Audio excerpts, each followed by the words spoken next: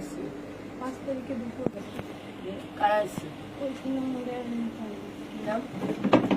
নাম অর্চনাকার নাম জিতু সিং আর জিতু সিং? হ্যাঁ জিতু সিং, শিবেন ঘাটি, কালু সোনা ঘোষ, আরও কজন আর নাম আমি জানি না, আরও নতুনই ছিল। কতজন ছিল টোটাল 10 জন ছিল। এখন তারা রাস্তায় ঘুরে বেড়াচ্ছে, দৌড় হয়ে বেরিয়ে যাচ্ছে। হ্যাঁ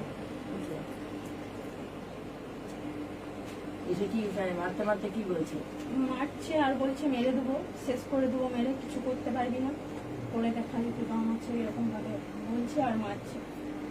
কিসের জন্য মারটা, কিসের জন্য? ওই আমরা বিজেপি করি ওই জন্য।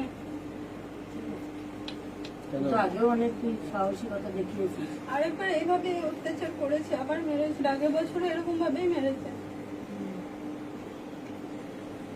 মানে মেয়ে ছিল না সব ছেলে মেয়ে ছিল? সব ছেলেরা ছিল।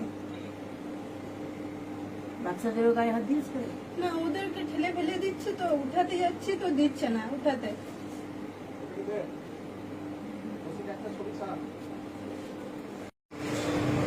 এরা আসেনি তো তোমাদের ফোন করা তো?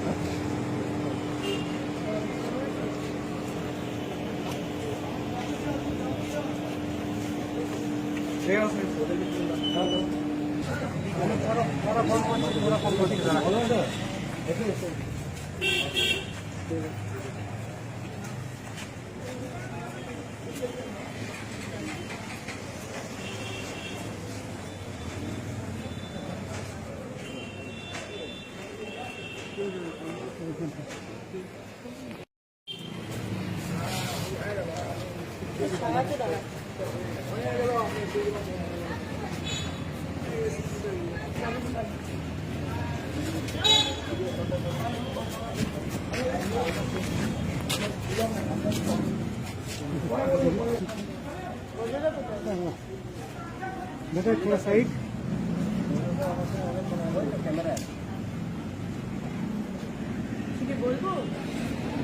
আমাদের কার্যকর্তা ভাই খোকন মহারাজ আর তার স্ত্রী রয়েছেন এখানে।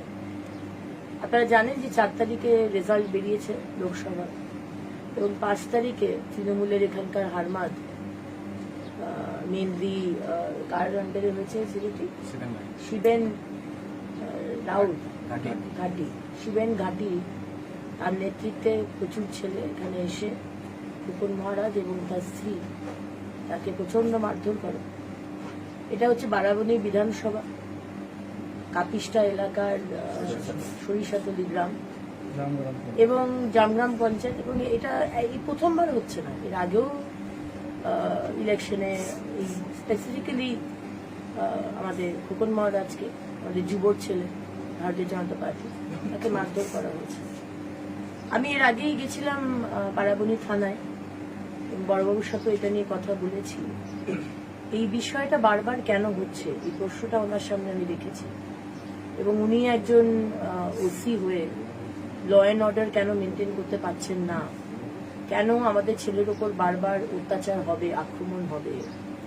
তো গণতান্ত্রিক দেশ, ভারতের সংবিধান ভারতবাসীকে, ভারতবর্ষের নাগরিককে সেই অধিকার দেয় যে সে তার নিজের ইচ্ছে মতো যে কোনো দল পারসু করতে পারবে, তাকে কারো মাথার দিব্যি দেয়নি যে তাকে টিএমসি করতে হবে। সুতরাং কোনো ছেলে যদি সে বিজেপি করে, ছেলে বিজেপি করে, তার স্ত্রীও কোনো বিজেপি করে না, সে ছোট ছোট বাচ্চা রয়েছে, তার সংসার করে, তাহলে তাকে মারধর করার অধিকারটা কে দিয়েছে? এটা আমার প্রশ্ন।